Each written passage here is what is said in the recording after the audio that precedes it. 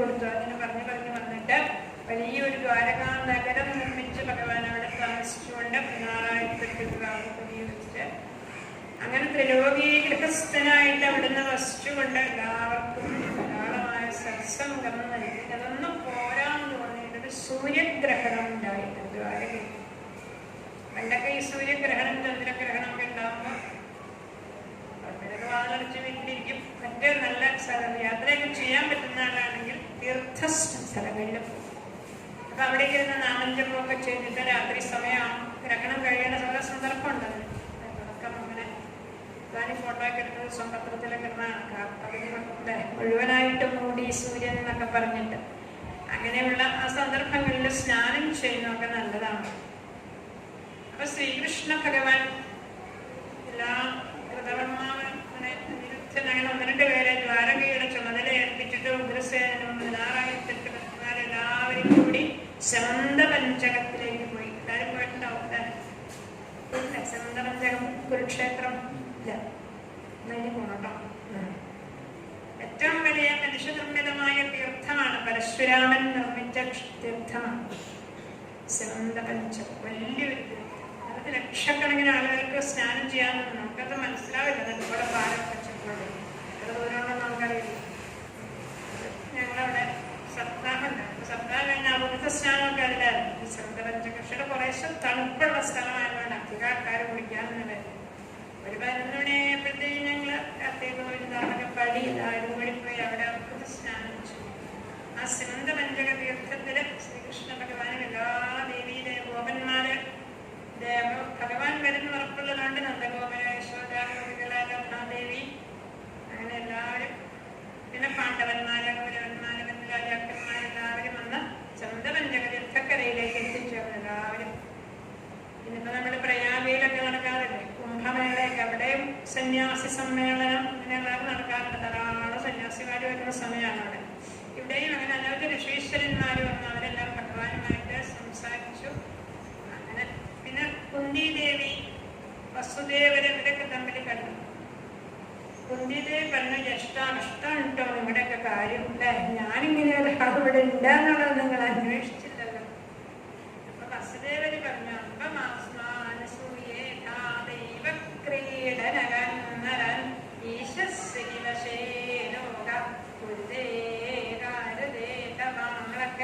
ഈശ്വരന്റെ കീഴിലല്ലേ അല്ലേ, ഈശ്വരന് വശപ്പെട്ടവരാണ് നമ്മളൊക്കെ. എന്താ ചെയ്യാ, കംസനെ പേടിച്ച് ഞങ്ങൾ എന്തൊക്കെ അനുഭവിച്ച് അറിഞ്ഞിട്ടില്ലേ.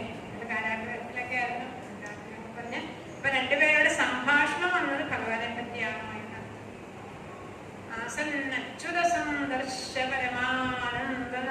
ശ്രീകൃഷ്ണ ഭഗവാനെ ഇങ്ങനെ നേരിട്ട് കാണാനൊരു അവസരം കിട്ടിയപ്പോ എല്ലാവർക്കും. ഇപ്പൊ നമ്മള് ഗുരുവായൂരൊക്കെ ചെന്നാല് 8-10 വിളക്കൊക്കെ പിടിച്ച് അവരൊക്കെ ഇറങ്ങി വന്നാൽ അതിന്റെ നടുക്ക് ഒരു കുഞ്ഞു വിഗ്രഹം ഇങ്ങനെ കാണാം. ആ ഭഗവാനെ നേരിട്ട് ഇതുപോലെ കാണാൻ വന്നപ്പോ ഭീഷ്മരോട് എല്ലാവരും കുന്തിഭോജനൊക്കെ വന്നിട്ടുണ്ട്. ശ്രീനികേതം ബഹുശൗര്യേ സസ്ത്രീകം വീക്ഷ്യ വിസ്മിത. ശ്രീഭഗവതിയുടെ ഇരിപ്പിടമായ ഭഗവാനെ ആ സ്ത്രീരത്നങ്ങളോടുകൂടി കണ്ടവരെല്ലാവരും വിസ്മയിച്ച് പ്രശംസിച്ച് കൃഷ്ണികളെയൊക്കെ സ്തുതിച്ചുകൊണ്ടിരുന്നു. അപ്പൊ നന്ദഗോപുര യശോദ തുടങ്ങിയവരൊക്കെ വന്നു. യശോദാച മഹാഭാഗാ സുതൗ വിജഹദുശുചാ രോഹിണി ദേവിയും ദേവകീ ദേവിയും കൂടി തന്നെ യശോദയെ ആലിംഗനം ചെയ്തു. അവിടെ എന്തുമാത്രം ത്യാഗാനുഷ്ഠിച്ചൂല. വേറെ എന്തെല്ലാം കണക്ക് പറയും. 12 കൊല്ലം കണ്ണിലെ കൃഷ്ണമണി പോലെ എന്ത് തപം ചെയ്തു ആ യശോദ അല്ലെ. ആ തപസ്സിന്റെ പുണ്യം കണ്ട് യശോദ എന്ന് വരെ അതിനൊരു കണക്ക് പറഞ്ഞില്ല. ഞാനാണ് കുട്ടികളെ നോക്കിയതെന്ന്. അവരോടുള്ള കടപ്പാട് തീരില്ല. ഭഗവാൻ അവരുടെയൊക്കെ പുത്രനായിട്ട് അവരുടെ മടിയിലൊക്കെ കയറിയിരുന്നു. ഗോപികളെയൊക്കെ ആശ്വസിച്ചു. ഗോപികളപ്പൊ ബ്രഹ്മാവിനെ ശപിച്ചു. ഒരു വൃത്തം കെട്ട ബ്രഹ്മാവി കണ്ണിനിങ്ങനെ ഈ സാധനം ഇങ്ങനെ നോക്കിക്കൊണ്ടിരിക്കേണ്ട ആളെ ഇതിങ്ങനെ പോകും ഇടക്കിടക്കണം. അതിനവരെ ശപിച്ചു. അധ്യാത്മശിക്ഷയാഗോപ്യ. അപ്പൊ ഭഗവാൻ അവരോട് പറഞ്ഞു, അകരെയിരിക്കണ ഭർത്താവിനെ നേരത്തെ പറഞ്ഞു, ഭൂതാനാമൃതത്വായ കൽപ്പന. നിങ്ങൾ മോക്ഷത്തിനുള്ള വഴിയിലൂടെയാണ് ഇപ്പോൾ സഞ്ചരിച്ചുകൊണ്ടിരിക്കുന്നത്. നിങ്ങൾ വിചാരിക്കും പോലെയാണല്ല ഞാൻ. ദൂരെ ഇരിക്കുന്ന ഭർത്താവിനെ എല്ലാവരും ചിന്തിക്കും. അടുത്തിരിക്കുന്ന ഭർത്താവച്ചാ കടച്ചാ കഴിച്ചോ എന്ന് പറയും അല്ലേ.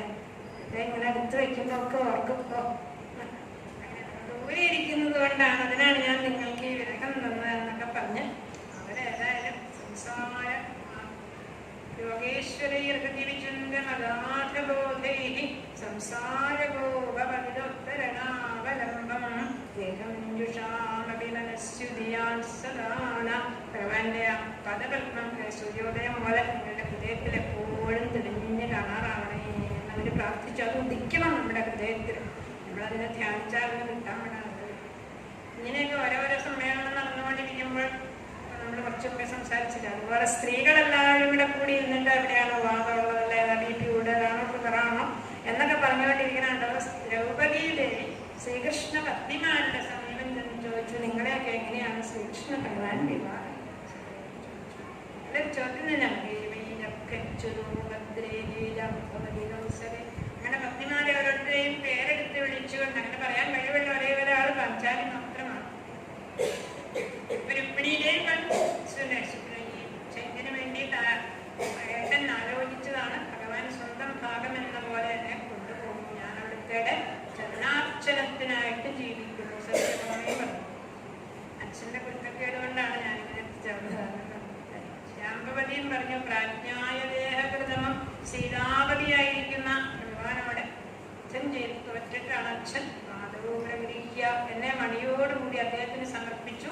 ഞാൻ അവിടുത്തെ പാദരാശിയാണ്. അങ്ങനെയാണ് എല്ലാവരും പറയുന്നത്. ഞാൻ തപസ് ചെയ്തിരിക്കുകയായിരുന്നു. കാളിന്തി പറഞ്ഞു, നമ്മൾ പറഞ്ഞു പോയില്ല കഥകൾ. ഞാൻ തപസ്കരന്തി മജ്ഞായ സ്വപാദസ്പർശനാശയ ഭഗവാന്റെ തൃപ്പാദത്തിലൊന്ന് കാണണം എന്ന് വിചാരിച്ച് അപ്പൊ ഭഗവാൻ കൂട്ടുകാരനോട് കൂടി വന്ന് എന്നെ സ്വീകരിച്ചു. സുഖം ദൽഗൃഹമാർജനേ. ഞാൻ അടുത്തിടെ വീടടിച്ചു വരുന്ന ആളാണ്. മിത്രവിന്ദൻ പറഞ്ഞു, പ്രാദുഷ്ടമേ സഹോദരന്മാർക്കെതിരായിരുന്നു. വിന്ദാനുവിന്ദന്മാരാണ് അവർ. സന്ദീപനിയുടെ ഗർഭഭാഗത്തിലൊക്കെ വിസ്തരിക്കുന്നത്. അങ്ങനെ അവരെ എതിരായിട്ട് നിന്നിട്ടും ഭഗവാൻ എന്നെ കൊണ്ടുപോകും. സത്യപരണു 7 കാളകളെ സപ്തോക്ഷണങ്ങൾ 7 കാളകളെ ബന്ധിച്ചാണ് ഭഗവാൻ എന്നെ വിവാഹം കഴിച്ചത്. ഭദ്ര പറഞ്ഞു, എന്റെ നേരാമ്പാട്ടിന് മാതുലയായ അമ്മാവന്റെ മകനായ ഭഗവാന് എന്റെ സഹോദരന്മാർ നൽകുകയായിരുന്നു. അസ്യമേവാദ സംസ്പർശോപവേജന്മനി ജന്മനി. എല്ലാ ജന്മങ്ങളിലും എനിക്ക് അവിദ്യയുടെ പാദസ്പർശം ഉണ്ടാവണം. അതുപോലെ കർമ്മവിരമ്യമാനായ ഈ കർമ്മത്തിൽ കിടന്ന് വട്ടം കർമ്മനവർക്ക് ശ്രേയസ്സായിരിക്കുന്നത് ആരുടെ പാദമാണോ പാദം ലക്ഷ്മണ അപ്പം വിസ്തരിച്ചു പറഞ്ഞു. ലക്ഷ്മണയുടെ വിവാഹം നിശ്ചയിച്ചു അച്ഛൻ. ഒരു യന്ത്രമാണ്. അസ്യാഭാസം ജലേ വീക്ഷ്യ. ജലത്തിൽ കണ്ടുകൊണ്ടായിരുന്നു മുകളിലേക്ക് അസ്ത്രം ഇരിക്കുന്നു. ആ അസ്ത്രം എല്ലാവരും കൊണ്ട് തോറ്റുപോയി. ഭഗവാന്റെ അസ്ത്രം മാത്രം രക്ഷപ്പെടുന്നു. അപ്പൊ ദണ്ഡുകെ വാദ്യങ്ങളൊക്കെ മുഴങ്ങി വിവാഹം കഴിഞ്ഞ് വളരെ കളമൂപുരാഭ്യം. ഞാൻ നല്ല 2 മാലയൊക്കെ കയ്യിലെടുത്തുകൊണ്ട് ഭഗവാന്റെ സമീപം ചെന്ന് ഭക്ഷ്യാം പ്രഗൃഹ്യ കനകോജ്വലരത്നമാല മൃദംഗവാദ്യങ്ങളൊക്കെ ഉണ്ടായി. വിവാഹം ഗംഭീരമായി എന്നൊക്കെ ലക്ഷ്മണാണ് വിസ്തരിച്ച് പറയുകയാണ്. ശാന്തി അപ്പോഴത്തേക്കും മറ്റ് രാജാക്കന്മാരെല്ലാം തോറ്റവരൊക്കെ യുദ്ധത്തിനായിരുന്നു. അവരെല്ലാം തോൽപ്പിച്ച് ഭഗവാനോട് കൂടി ഞാനിതാ ദ്വാരകയിലെത്തി. പിതാമേ പൂജയാമാസാസുബന്ധി ബാന്ധവൻ മഹാർഗവാസോലങ്കാരി. എല്ലാത്തരം അലങ്കാരങ്ങൾ ധാരാളം സ്ത്രീധനമൊക്കെ കൊടുത്ത അച്ഛനെന്നെ അദ്ദേഹത്തോടൊപ്പം ദ്വാരകയിലയച്ചു. ആത്മാരാമസ്യ തസ്യേമാ വയം വൈ ഗൃഹദാസിക. അങ്ങനെ പിന്നെ പഷ്ടമഹർഷിമാരും പറഞ്ഞു, ഭൗമനെ നിഗ്രഹിച്ചിട്ട് നരകാസുരനെ വധിച്ച് ഞങ്ങളെ ഭഗവാൻ സ്വീകരിച്ചു. പാദംബുജംബരനായ ഞങ്ങൾ വേറെ ഒന്നും ആഗ്രഹിക്കുന്നില്ല. സ്വരാജ്യം ഭൗജ്യമപ്യുതാവൈരാജ്യം പാരമിഷ്ട്യം ച ആനന്ദ്യം വാഹരേ പദം. ശ്രീനാ ഭഗവാന്റെ പാദധൂളി ശിരസിലണിയാണെന്നല്ലാതെ ഞങ്ങൾക്ക് യാതൊരു ആഗ്രഹമില്ല എന്നതിൽ പറഞ്ഞു. സ്ത്രീയോ ഉപസ്ത്രീകളൊക്കെ ആദരിക്കുന്ന ആ പദം തന്നെയാണെന്ന് അവർ പ്രത്യേകം എടുത്തു പറഞ്ഞു. അപ്പൊ അത്രയും മഹാറാണിമാരായിരിക്കുന്ന അവരെല്ലാവരും മഹാലക്ഷ്മിമാരായിരിക്കുന്ന അവരിങ്ങനെ ഭഗവാന്റെ പാദദാസിമാരാണ് എന്ന് പറഞ്ഞപ്പോൾ കൊച്ചമ്മമാരായിട്ടിരുന്ന അവിടെ മറ്റു മഹാറാണിമാരൊക്കെ ഉണ്ടായിരുന്നു. ദുര്യോധനന്റെയും കർണന്റെയും ഒക്കെ അവരെല്ലാവരും അഹങ്കാരത്തെ കളഞ്ഞു. അങ്ങനെ കുറെ നല്ല രംഗങ്ങളൊക്കെ ഉണ്ടായി കഴിഞ്ഞപ്പോൾ വാസുദേവത്തിൽ മഹർഷിമാരൊക്കെ ആയിട്ട് ഭഗവാൻ കുറച്ച് സമയം ബ്രാഹ്മണരുടെ മഹത്വമൊക്കെ പറഞ്ഞ അങ്ങനെ സമയം കഴിഞ്ഞു. തീർത്ഥബുദ്ധി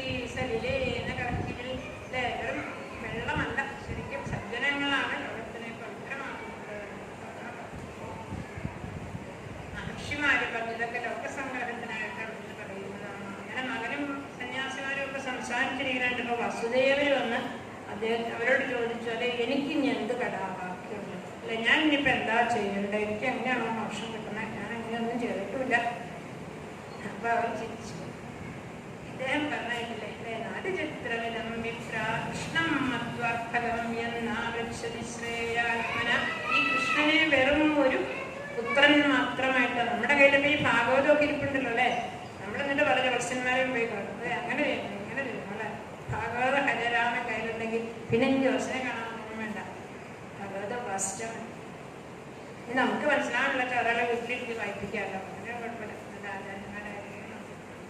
അങ്ങനെയുള്ള കാര്യങ്ങൾ ചെയ്താൽ അവരുടെ ഭഗവാൻ പുത്രനായിട്ട് വന്നിരിക്കുക. അപ്പൊ പുത്രനാണെന്നാണ് വിചാരിച്ചത്, ഭഗവാനാണെന്ന് വിചാരിക്കുന്നത്. ഉദ്ധവനെടുത്തെടുത്ത് വിവേകാനന്ദ സ്വാമിയുടെ ഭക്തിയോഗത്തിലൊക്കെ കാണാം, പുത്രനെ ഈശ്വരനായി കാണുക, ഈശ്വരനെ പുത്രനായി കാണാണ്ട് പുത്രനെ ഈശ്വരനായി കാണുക എന്നൊക്കെ പറയുന്നത്. അപ്പൊ പറഞ്ഞു 3 കടമാണ് മനുഷ്യർക്കുള്ളത് അല്ലെ, ദേവകടം, പിതൃകടം, ഋഷികടം. ഇതിലിപ്പോ ഋഷികടമാണ് നമ്മൾ ഈ പുരാണങ്ങളൊക്കെ വായിച്ചു തീർക്കുന്നത്. പിതൃകടം ബലികളെ, ദേവകടമാണ് യാഗാദികളെ കൊണ്ട് ചെയ്യുന്നത്. നമുക്ക് വസുദേവർക്ക് വേണമെങ്കിൽ അതൊന്നും ചെയ്യാം. ഒരു പറഞ്ഞില്ല, അതുപോലെ നല്ലൊരു യാഗം അത് ചെയ്യും. യജ്ഞം ഉണ്ടായി വസുദേവരുടെ. അപ്പം വലിയ ആഘോഷമായി. നമ്മളിപ്പോൾ ചെറിയ സപ്താഹമാണെങ്കിലും ഇവിടെ ഒരു ആഘോഷമായിരുന്നു. അതുപോലെ വലിയൊരു ആഘോഷമായി. എല്ലാ രാജാക്കന്മാരും അതിന് കൂടി അതിൻ്റെ വില അറിയാവുന്ന എല്ലാവരും ആ ആഘോഷത്തിൽ പങ്കെടുത്തു. വസുദേവര് ശരിക്കും അമൃത സ്നാനം എല്ലാം കഴിഞ്ഞ് ഇമാരോടുകൂടി അങ്ങനെ ഇരിക്കുമ്പോൾ അദ്ദേഹം ഇങ്ങനെ വേദിയിലേക്ക് ഒന്ന് നോക്കിയപ്പോൾ അവിടെ നന്ദഗോപരിയിരിക്കും. എന്താണ് അദ്ദേഹത്തിൻ്റെ ഒരു ഗൗരവന്റെ ഒരു സരളനാണ് നന്ദഗോപൻ. ശ്രീരാമകൃഷ്ണൻ എത്ര സരളനാണ് നന്ദഗോപൻ. നന്ദഗോപൻ അങ്ങനെ അനന്തവാനായിട്ട് ശ്രീകൃഷ്ണനെ കണ്ടുകൊണ്ടിരിക്കുക. വസുദേവർ ചെന്ന് നമസ്കരിച്ച് പറഞ്ഞു, കഷ്ടേ ഇങ്ങനെ ഒന്ന് എന്നെ പോലെ ആയിത്തീരുന്നേ ആരും സ്നേഹസംഹിത തം വിസ്തജമഹം മന്യേ ശൂരാണാമവിയോഗിന. അവിടുത്തെ ഈ മൈത്രിക്ക് ഫലം നൽകാൻ വേണ്ടി ശ്രീമതം കൊണ്ട് അന്ധനായിപ്പോയ ആളുകളെ ഇങ്ങനെയുള്ളതൊന്നും കാണില്ല. രാജ്യശ്രീയും ഐശ്വര്യവും ഒക്കെ ഒന്ന് മൂത്തപ്പോൾ ഞാൻ ദാമ്യപ്പലവരൊക്കെ മറന്നുപോയില്ലോ എന്ന് പറഞ്ഞ ശൈഥിൽ, സൗഹൃദ ശൈഥില്യ ചിത്തനായിട്ട് ഈ അനകദുന്ദുഭി എന്ന വസുദേവര് ഇങ്ങനെ കരഞ്ഞു പോയി. നരുരുദുത്തൽകൃതം മൈത്രിൻ സ്മരൻ അശ്രുവിലോചന. അദ്ദേഹത്തിന്റെ കണ്ണീരിന് കണ്ണീർ തുള്ളികൾ വീണു. അങ്ങനെ നന്ദകോ എല്ലാവരും കൂടി കുറച്ചു ദിവസം കൂടി, നാളെയും കൂടെ കഴിഞ്ഞ് പോവാൻ, നാളെയും കൂടെ മാസാം സ്ത്രീ. ഉഗ്രസേനം പറഞ്ഞു, എത്ര ദിവസം വേണം താമസിച്ചോളൂ, കിറ്റൊക്കെയാണ് ഓരോ ദിവസം കൊണ്ടുവന്നുണ്ടാകുന്നുണ്ടോ, ആരും പോണ്ട. അങ്ങനെ മഴക്കാലം വരുമ്പോഴേ അവരെല്ലാവരും അവിടെ താമസിച്ചു. വസുദേവ ഉഗ്രസേനാഭ്യാം കൃഷ്ണ ഉദ്ധവബലാദിപി ദത്തമാത എല്ലാവർക്കും വലിയ സമ്മാനങ്ങളൊക്കെ കൊടുത്ത് നന്ദോഗോപാഷ്ടഗോപ്യശ്ച ഗോവിന്ദധരണം ഭുജേ മനക്ഷിപ്തം പുനർകർത്തം മനീഷാമധുരാം ജയു. അവരെല്ലാവരും ഭഗവാനിൽ മനസ്സുവെച്ചു അവിടുന്ന് പോയി. പിന്നെ ഒരിക്കലും ഭഗവാൻ മർദ്ദിച്ചു നിൽക്കുന്ന വസുദേവരെ ജ്ഞാനത്തെ കുറിച്ചൊക്കെ ചോദിച്ചു. ദേവകീ ദേവിക്ക് മരിച്ചുപോയ കുട്ടികളെ കാണണം എന്ന് പറഞ്ഞു. അപ്പൊ സുതരത്തിലായിരുന്നെയാണ് കുട്ടികൾ. അവിടെ പോയിട്ട് ആ കുട്ടികളെ കൊണ്ടുവന്ന് ദേവകീ ദേവിക്ക് വീണ്ടും കൊടുത്തു. ദേവകീ ദേവിയുടെ സ്തന്യം പാനം ചെയ്ത് അവരെല്ലാം മോക്ഷം നേടിപ്പോയി. ആ കാഴ്ചയും എല്ലാവരും കണ്ടു. ഒരുപാട് കുട്ടികൾ മരിച്ച ദുഃഖം അങ്ങനെ തീർത്തു കൊടുത്തു. കുട്ടികൾക്ക് നോക്കി നിൽക്കുമ്പോൾ തന്നെ അവർ ദിവ്യരൂപം ധരിച്ച് ആകാശത്തിലേക്ക് ഉയർന്നു പോകുന്നതായിട്ട് കണ്ടു. ഒരു ശാപം കിട്ടിയതായിരുന്നു. കാലിനേമിയുടെ കൈകൊണ്ട് മരിക്കണം എന്നുള്ള രീതിയിലാണ് കുട്ടികളായിരുന്നു. അങ്ങനെ കംസന്റെ കൈകൊണ്ട് മരിച്ചു. അത് പിന്നെ ദേവകിയുടെ വീണ്ടും ഭഗവാൻ പാലനം ചെയ്ത ആ സ്തന്യത്തിന്റെ ബാക്കി കുടിച്ചിട്ട് മോക്ഷം നേടിപ്പോയി. പിന്നെ രസകരമായ കഥയാണ് അർജുനൻ സുഭദ്രയെ വിവാഹം കഴിച്ച കഥ. വലിയ പണ്ഡിതന്മാർ പറയേണ്ട കഥയാണ്. ചിദാനന്ദസ്വാമി പറയും, ഏകാദശാണ് പറയേണ്ടത്, അന്നേ ദിവസം വേണ്ടാത്ത കഥയെല്ലാം പറഞ്ഞുകൊണ്ടിരിക്കുന്നു. അപ്പൊ അർജുനൻ സന്യസിച്ച് കല്യാണം കഴിച്ചു. ഭദ്രാനന്ദന് പേരൊക്കെ കിട്ടുന്നു. സുഭദ്ര കല്യാണം കഴിക്കണം.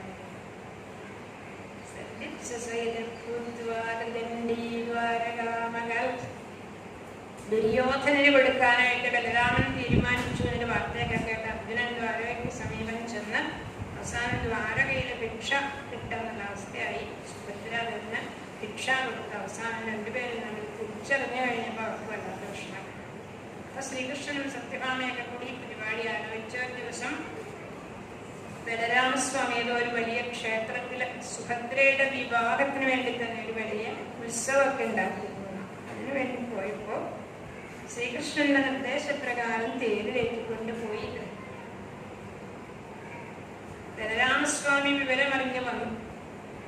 പാവിന്റെ ഒന്ന് സമുദ്രം കോപിക്കും പോലെ വന്നിട്ട് ശ്രീകൃഷ്ണ ഭഗവാനൊക്കെ കസേരയിലിരിക്കണുണ്ടപ്പോ കൃഷ്ണൻ അറിഞ്ഞില്ലേ? ഏട്ടനെന്താ കേട്ടാന്ന് ചോദിച്ചതാ.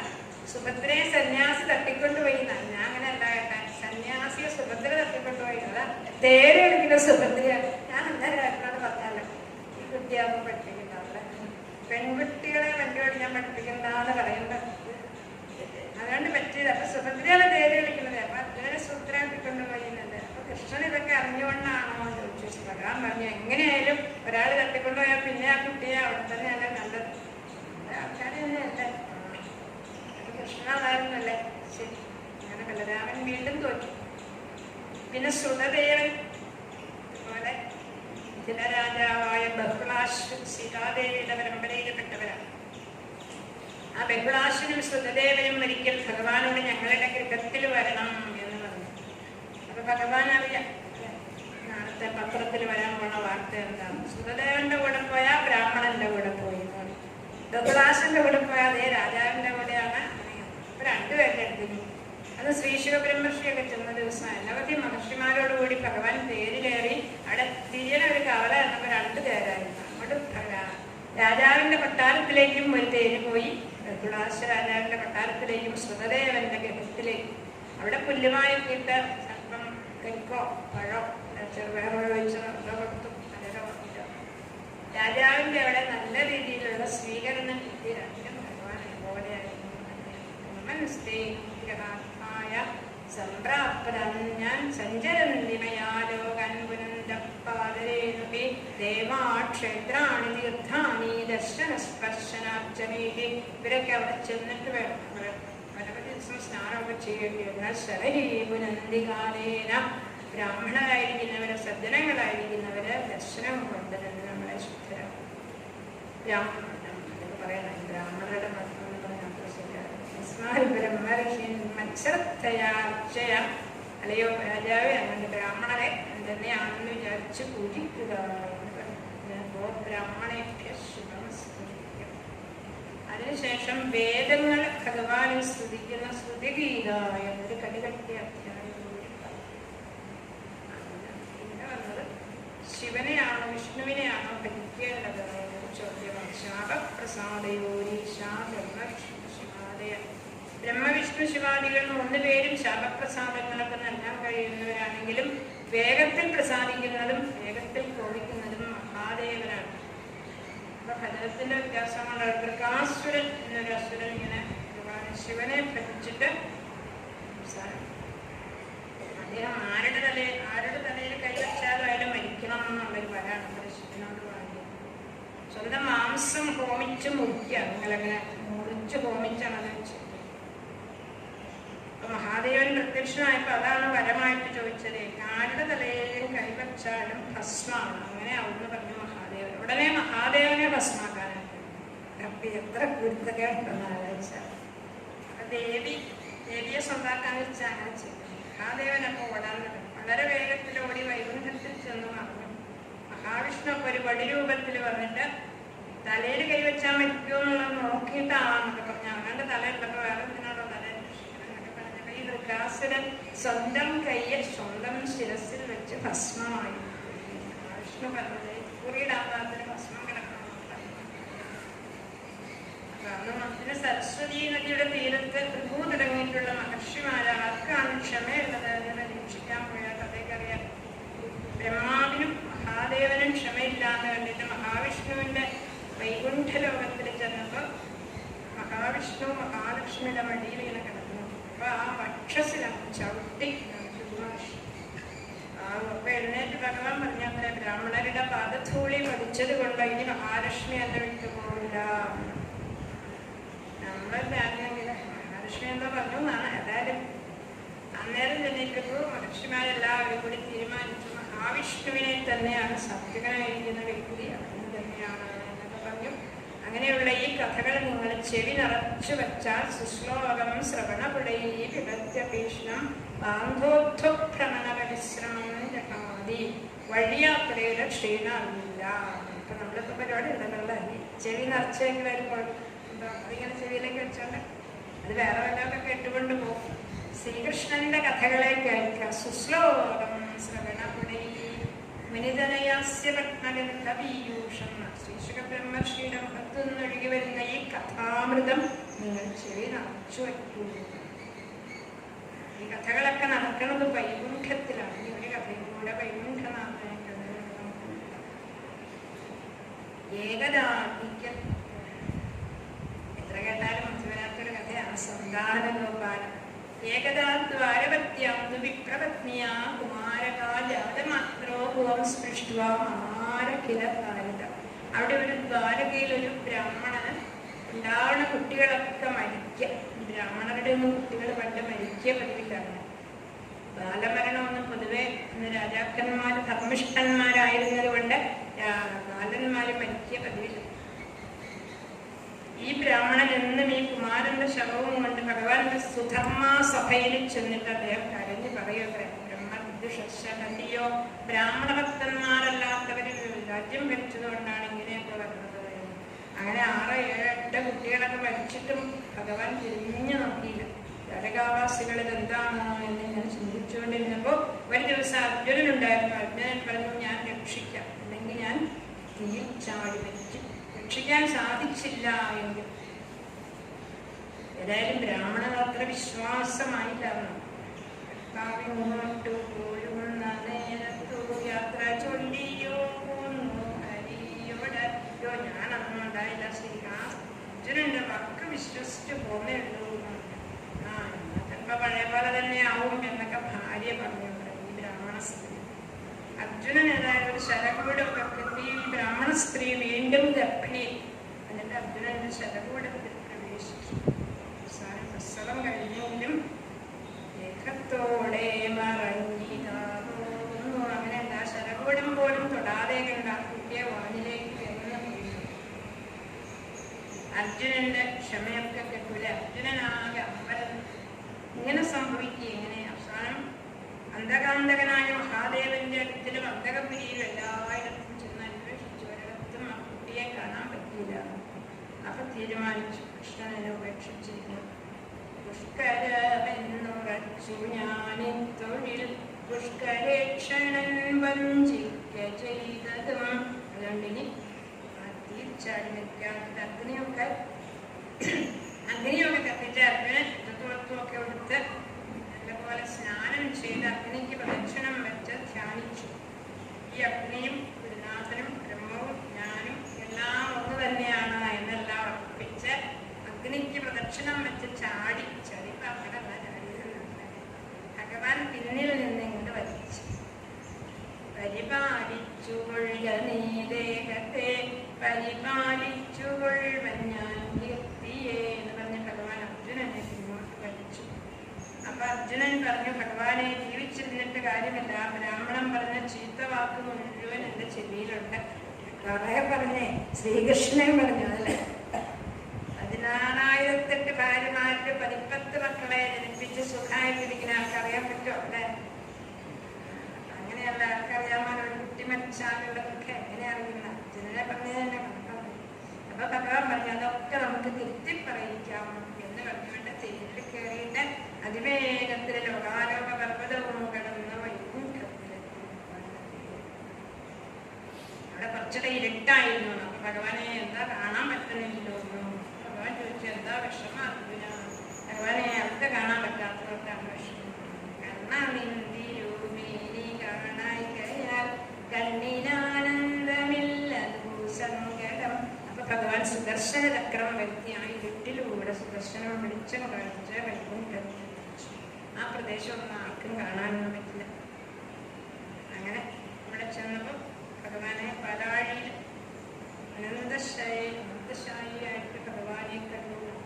സമുദ്രാംബുദാപം പ്രലംബല അഷ്ടഭുജങ്ങളോടുകൂടി 8 കൈക്കിലും കൈകൾ നിറഞ്ഞ അങ്ങനെ 8 കൈകളോടുകൂടി കണ്ഠത്തിലൊരു കൗസ്തുഭരത്നം. ആ കൗസ്തുഭരത്നം കണ്ടപ്പോൾ മൂതാളത്തിൽ തോന്നി അതാണ് ഈ നാഭീപത്നത്തിനെ രത്ന സൂര്യനാണ്. സുനന്ദനന്ദന്മാരൊക്കെ നാല് ചുറ്റും നിന്ന് സ്തുതിക്കണം. ഏതോ വലിയ ഒരു പർവ്വതത്തിന്റെ കൊടുമുടി അടർന്നു വീണത് പോലെയുള്ള കരുത്ത മുടി, അതുപോലെ നല്ലൊരു കിരീടം, നവരത്ന കിരീടം, സൂര്യനേക്കാൾ ശോഭയുള്ള കിരീടമൊക്കെ അറിഞ്ഞ് സുനന്ദനന്ദ പ്രമുഖന്മാരാകുന്ന പാർഷദന്മാരും ചക്രാദികളൊക്കെ സുന്ദരൂപം ധരിച്ചെന്ന് സ്തുതിക്കണു. നാരദ മഹർഷിയുടെ സ്വരബ്രഹ്മം കൊണ്ടഗ്രേ വിളർന്നുന്ന പരബ്രഹ്മത്തെ സേവിച്ചു നിൽക്കുന്നു. അഷ്ടവൈകമൂർത്തികളൊക്കെ നിൽക്കുന്നു. അപ്പൊ വേറെ രസം കണ്ടു. ആ അനന്തമെത്തയുടെ അടിയിലും മുകളിലൊക്കെ ആയിട്ട് കുട്ടികൾ നിൽക്കുന്നു. കുറെ നമ്പൂരി കുട്ടികളെ കൂടുതലൊക്കെ ഒരാളെ മഹാവിഷ്ണുവിന്റെ മടിയിലിരിക്കുന്നു, വേറൊരാള് ഭൂദേവിയുടെ മടിയിലിരിക്കുന്നു. ചിലര് മഹാവിഷ്ണുവിന്റെ അനന്തന്റെ മോളിക്കലിട്ട് മഹാവിഷ്ണുവിന്റെ പക്ഷസിലേക്ക് ചാടുന്നു. ആ 10 കുട്ടികൾ ഇവിടെ ഉണ്ടല്ലോ എന്ന് പറഞ്ഞു ഭഗവാൻ. അപ്പൊ അർജുനന് സങ്കടം, ഇനിയിപ്പോ ഇതേ കൊണ്ട് തിരിച്ചു പോട്ടെ, ഇവിടെ ആയിരുന്നു അർജുനൻ. അതാ വിചാരിച്ചത്, ഇവിടം വിട്ടു പോവാൻ എനിക്കൊരു വഴിയായതി കണ്ടതു ദൈവമേ. വിചാരിച്ചിട്ട് അങ്ങനെ തോന്നല്ലേ, പോണമല്ലോ എന്ന് തോന്നിയില്ല അർജുനന്.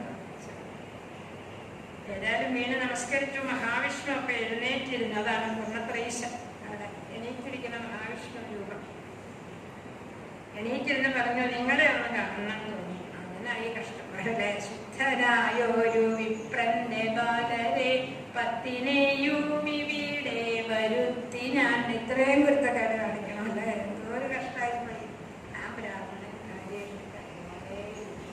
അപ്പൊ ഭഗവാൻ ആ കുട്ടികളെ കണ്ടു. അപ്പൊ നമുക്ക് പോവാം എന്ന് പറഞ്ഞ കുട്ടികളെ കൊണ്ടുപോകണ്ടേ അർജുന എന്ന് പറഞ്ഞപ്പോ അർജുന വിളിച്ച ഒറ്റ കുട്ടിയും പറഞ്ഞില്ല. ഭഗവാൻ പിന്നെ ഇഷ്ടം പോലെ കുട്ടികളെ വിളിച്ച് ശീലമുള്ളതുകൊണ്ട് ഭഗവാൻ മായ വിഷ്ണു രൂപത്തിലുള്ളൊരു മായയെ കൃഷ്ണരൂപത്തിലാക്കി. മഹാവിഷ്ണു വന്ദിച്ചു. രണ്ടുപേർക്കും മനസ്സിലാക്കിയുള്ള തത്വങ്ങളാണ്. എന്തായാലും കൃഷ്ണാർജുനന്മാരെ ഒന്ന് കാണണം എന്ന് മഹാവിഷ്ണുവിന് തോന്നിയിട്ടാണ് അപ്പൊ 10 കുട്ടികളോടും പറഞ്ഞു, നിങ്ങൾക്ക് പോവാ, അവിടെ അച്ഛനമ്മമാര് കാത്തിരിക്കുന്നു. അപ്പൊ അവര് പറഞ്ഞു, ഞങ്ങള് വരില്ല, ഞങ്ങളുടെ അച്ഛനമ്മ ഇവിടെ ഉണ്ട്, അവിടെ അല്ലവൻ മായ കാണിച്ച് അവരെല്ലാവരെയും ആ തേരിൽ കയറ്റി അത് വേഗം ഇല്ലത്തു വന്നു. ബ്രാഹ്മണനും പത്നിയും കഴിഞ്ഞ് അങ്ങനെ ഇരിക്കുമ്പോ പറഞ്ഞു, ആ അർജുനൻ അച്ചത്തില്ലേ, തീർച്ചയായിട്ടും വന്നു പോയിട്ടല്ല, നീ ചത്തില്ലേക്ക്. അപ്പൊ ആ കുട്ടിയെ ഇങ്ങനെ കൊടുത്തു കയ്യിലേക്ക്. ആ കൃഷ്ണനെവിടെ 10 ബാലമരണത്തെ കണ്ടിട്ടും തൃപ്തി വാഴാഞ്ഞു ദുഃഖിച്ചിരിക്കയോ. എവിടെയാണ് കൃഷ്ണൻ? നാരായണമൂർത്തി എന്നൊക്കെ പറയുന്ന ആളെന്ന് ചോദിച്ചപ്പോ അവിടുന്ന് ഇവിടെ എഴുന്നള്ളിനിപ്പുണ്ട് 10 കുട്ടികളുണ്ട്. ഈശ്വര കൃഷ്ണാന്നൊക്കെ പറഞ്ഞ പലക ഇട്ടുകൊടുത്തത് പറയാറുണ്ട്. പലക ഇട്ടുകൊടുത്തപ്പോ ബ്രാഹ്മണൻ കൈ നീട്ടി. അത് ബ്രാഹ്മണർക്ക് അറിയാം കൈ നീട്ടുന്നത് ദക്ഷിണ വാങ്ങിക്കാനാണ് പലകയിൽ ഇരുന്നാലെന്നറിയാം. അപ്പൊ കൈ നീട്ടിയപ്പോ ഒരു കുട്ടിയെ കൊടുത്തു. ആ കുട്ടിയെ ഭാര്യയുടെ ഇടയിൽ കൊടുത്തു. അവര് മലവെടുത്തപ്പോഴത്തേക്കും മുത്തശ്ശി അങ്ങനെ പോയി. അപ്പൊ അടുത്ത കുട്ടി ഇങ്ങനെ 10 കുട്ടികളെയും കൊടുത്തു. അവിടെ ഒരു ഭയങ്കര ആഘോഷമാണ്. ഇങ്ങനെ ഓടി വരാൻ എല്ലാവരും ശപിച്ചിട്ടിരുന്ന ബ്രാഹ്മണൻ കുട്ടിയും എല്ലാം കൊടുത്തു. ഭഗവാൻ പറഞ്ഞു, 10 കുട്ടികളോടും കൂടി സുഖമായിട്ടിരിക്കാതെ ഞാൻ വിചാരിച്ചാൽ നടക്കില്ല.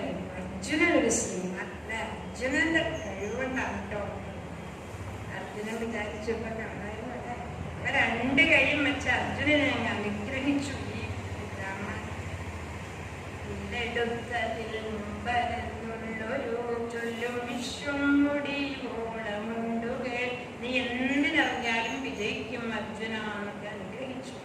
അപ്പൊ ഭഗവാൻ മഞ്ഞ കുട്ടികളൊക്കെ ആയിട്ട് കുട്ടികളും ഉപനയനോ വെളിയും ചോറൂണും എല്ലാം നിർത്തിക്കോളൂ. ഇങ്ങനെ ഈ 10 കുട്ടികളുള്ള ഇല്ലമാണ് പൂർണ്ണത്രയീശന്റെ അവിടെയാണ്. ഇതിന്റെ പേര് പുലിയൂര്. അപ്പൊ അവിടുന്ന് അർജുനൻ കൊണ്ടുവന്ന വിഗ്രഹമാണ് കൂടി തുറന്ന സ്ഥലം. വിഗ്രഹം വച്ചത് അങ്ങനെ പൂർണ്ണത്തിലപ്പനെ സ്മരിച്ചുകൊണ്ട് പൂർണ്ണത്രയീശനെ സ്മരിച്ചു. ആ അധ്യായം കഴിഞ്ഞു. ഇനി അപ്പൊ അർജുനൻ എന്ത് വിചാരിച്ചു? തേരിൽ കയറുമ്പോ അർജുനൻ കരഞ്ഞുകൊണ്ടേയിരുന്നു. എന്തിനാണ് കരയണം ചോദിച്ചപ്പോ എൽക്കിഞ്ചിൽ പൗരുഷം സമ്മേനേ കൃഷ്ണായുഗംവിധം. ഓരോരുത്തരുടെ പൗരുഷം നമ്മുടെ ലോകത്തിൽ കാണുന്നുണ്ടെങ്കിൽ നമ്മൾ തന്നെ എന്തെങ്കിലും ഇപ്പൊ നമ്മുടെ ചെയ്തൊക്കെ പൗരുഷം ശക്തിയുടെയും ഉണ്ടാവും. അത് കൃഷ്ണ അവിടുത്തെ അനുഗ്രഹമാണോ ഞാൻ ഈ ചെയ്യണത് മുഴുവൻ എന്ന് എനിക്ക് തോന്നാം. ഒരിക്കലും ഞാൻ മറക്കാനിടവരുത് എന്ന് പ്രാർത്ഥിച്ചു എന്നാണ് ഇവരുടെ സന്ദേശം. പിന്നെ അവസാനം ഒരു അധ്യായം കൂടി പറഞ്ഞ് ശ്രീകൃഷ്ണ പത്നിമാരൊക്കെ ആനന്ദമായിട്ട് എപ്പോഴും ഗോപസ്ത്രീകളെ പല കളികളെയും ഭക്തകളോടും എല്ലാം ഭഗവാനെ കുറിച്ച് സംസാരിച്ചുകൊണ്ട് ആനന്ദമായിട്ടിരുന്നു. അവിടെ വലിയൊരു ജനസംഖ്യ ഉണ്ടായിരുന്നു. ജനസംഖ്യ എന്താണെന്നറിയാമോ? അവരുടെ കണക്കൊക്കെ എന്ന് പറയുന്നത് 3,88,000 അധ്യാപകന്മാരെ LKG-യിലും UKG-യിലും അവിടെ പഠിപ്പിക്കാനുണ്ടായിരുന്നാണ് ആചാര്യന്മാര് പറഞ്ഞത്. ഈ LKG-യിലും UKG-യിലും ഇത്ര ഉണ്ടെങ്കിൽ എഞ്ചിനീയറിംഗ് കോളേജിലൊക്കെ എത്ര ഉണ്ടെന്ന് കണ്ടുപിടിച്ചു. ഇത്രയധികം വലിയ ഒരു യാദവ വംശമായിരുന്നു. ആ വംശം ഒന്ന് നശിച്ചുപോയി. തീർത്ഥം എന്നാലും ഭഗവാന്റെ പദതീർത്ഥത്തിന്റെ മഹത്വം സ്മരിച്ചുകൊണ്ടാണ് ആ അധ്യായം അവസാനിപ്പിച്ചത്. ഭഗവാന്റെ പാദശൗചം ചെയ്ത ആ തീർത്ഥജലമാണല്ലോ ലോകത്തിന് മുഴുവൻ. ഭഗവാന്റെ നാമവും അതുപോലെ ജനനിവാസം ഭഗവാനെ സ്മരിച്ച് ഭഗവാന്റെ പാടിക്കൊണ്ടാണ് അവസാനിപ്പിച്ച അധ്യായം.